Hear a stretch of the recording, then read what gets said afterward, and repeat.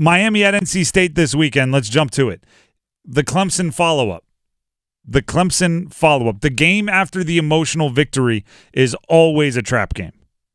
NC State has the opportunity, I believe, and this is partially because of the way that Dave Doeren has handled himself from the moment that clock struck triple zeros in the Clemson win.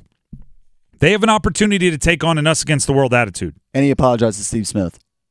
Yes, but the damage was done, right? He had already set up an attitude of, we're listening and we're taking note. Most coaches say, don't listen to the outside noise, right? Don't pay attention when someone down. The only opinions that matter are the ones that are inside this room with us.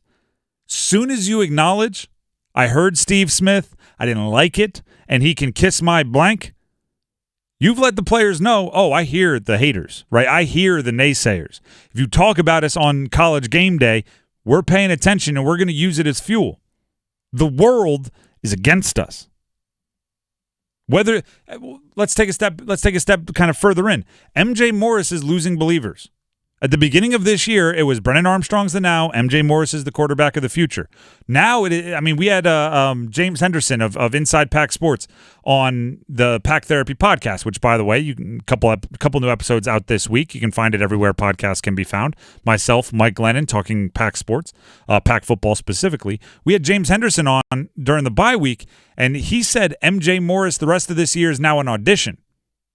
That's a step back, right? From quarterback of the future to now it's an audition. He's losing believers. Now, there's a million reasons why, right? Whether you think it's the offensive line not blocking, and on Pack Therapy, we did highlight individual plays that were very skeptical when it comes to blocking assignments.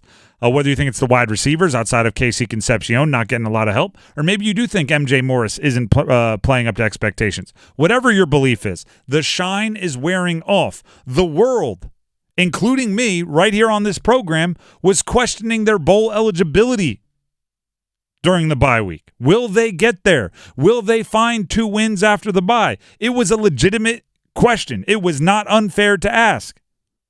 If you want to say it's us against the world, it's not a bad thought.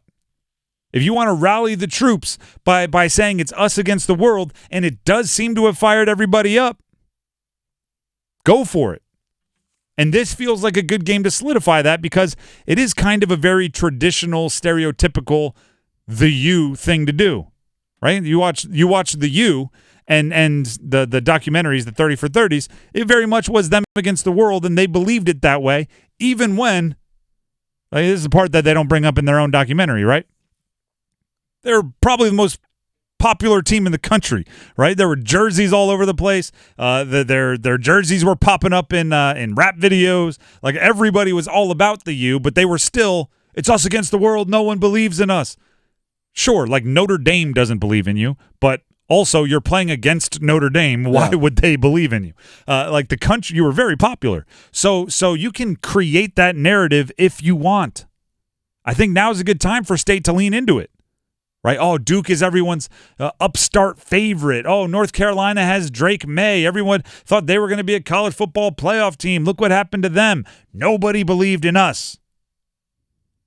Interesting. I think that could work. You have to own it, though. Salty Dave, as they're calling him. Salty Dave Doeren. I like Spicy Dave myself. But salty, spicy, any of them?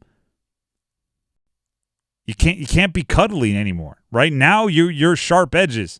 Now you're paying attention. Now everybody that talks trash, you hear it and you don't like it. As Mike Glennon said in the latest episode of Pack Therapy, which, as you mentioned, is out now, after those comments to Steve Smith, that reflects your program. Now, I'm not saying Dave Doeren's comments about Steve Smith is going to reflect poorly on NC State, but now the team has to look at it and say, okay, guys, we got to walk the walk. We got to talk the talk. Yeah. I'm talking trash out there now. Don't let Steve Smith drop the mic on us by saying, oh, yeah, basketball school, you just lost by 30 to Miami. Don't let that happen. I need you to have my back right now. But Mike Glennon's exactly right. You have a great opportunity to show your swagger a little bit against, and I'm looking at the camera, the U as the camera, the U. You got to back it up, right? You got to show that, hey, a lot of people were counting us out when it was Brennan Armstrong, the struggles he went through, now MJ Morris, but we're still an ACC program that wins consecutively 8 to 9 games every season. Let's hear from Dave Doeren. Here are some of his takeaways from previous games against Miami. Only that they've been one-possession games, you know. I mean, I told the team that you need to be ready for a one-possession, full-quarter game. That's what this game's been the last several times it's been played.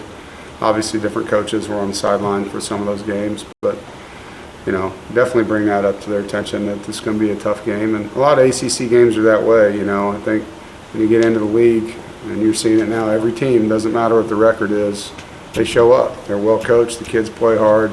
They were recruited to those schools for a reason. I always love when you start talking about a specific team, then you pivot to just generalities. That's the Mike Tomlin special. Mike Tomlin, when he's talking about the Browns, the Ravens, or the Bengals, he starts off with, like, they're a very formidable opponent, and our standard is the standard. And then all of a sudden, halfway through, he'll pivot to, anytime you're in the AFC North kitchen, it's going to be hard for physical football. It's like, are you talking about the Ravens anymore, or are you just talking about the division? He did that right there, right? It's like, anytime we play Miami, it's close, you know? The ACC is a place where everyone's recruited to play football. It's like, are you talking about Miami anymore? Let's hear about Dave Doeren talking about his own team. Not about Miami, not about the ACC in generalities. Here's Dave Doeren on where he has seen the most growth within his team this season. Our understanding as a team of the importance of complementary football.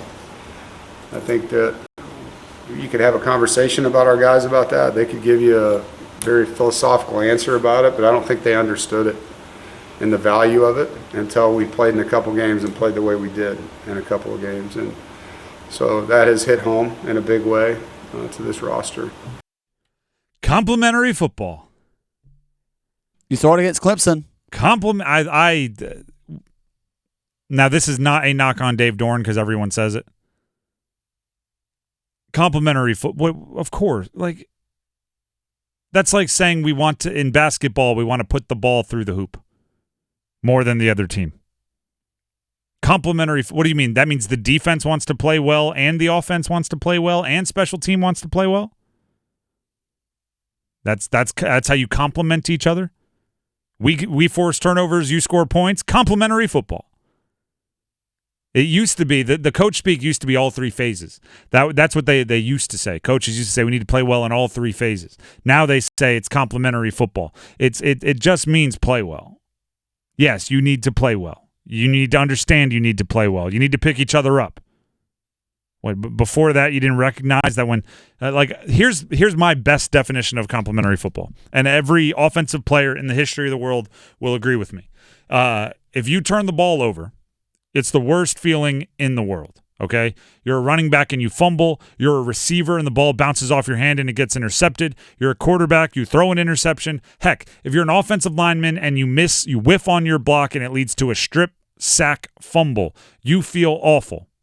If the defense can go out there and hold them to a punt, or better yet, get a turnover right back, that is, you want to go out there and personally give a hug to everyone on the defense that contributed to the turnover, because no harm, no foul, they just eliminated your mistake.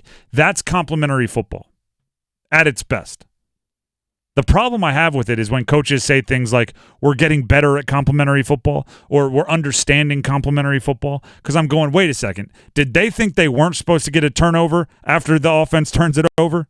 Did they think the defense shouldn't have been trying to get what were they thinking before they understood complementary football? Sorry, pet peeve of mine. To the Miami game, Tyler Van Dyke, he'll put the ball up. He'll put a 50-50 up. He will put the ball at risk. Shy Battle, Aiden White, whoever's in there at safety, Peyton Wilson, those guys should be prepared to aggressively go after opportunities to get their hands on the ball. Yeah, that's one thing that Miami has done so well, and Coach Doeren also talked about that in his presser yesterday with the media, is that they've done a good job of keeping Tyler Van Dyke's jerseys clean.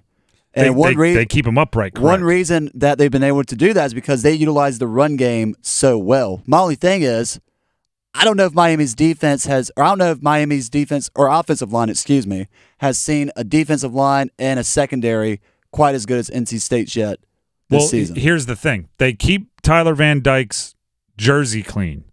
Part of that might be because he cuts it loose. And what I mean by that is their last 3 games have come against Georgia Tech, North Carolina, and Virginia. 2 losses. They lost to Georgia Tech when they didn't take the knee game. They got smoked by North Carolina, and then they beat Virginia. In those 3 games, their most recent 3, he has 7 interceptions. So they're not getting to him, they're not getting home, but sometimes he might want to hold on to it and not take the chance. That's an opportunity for NC State. When you have a quarterback that's been throwing the ball away, when he's been turning it over through the air, that's an opportunity for you, right? Those tend to come in bunches. They tend to be contagious and infectious. You get 1 interception, more are going to come.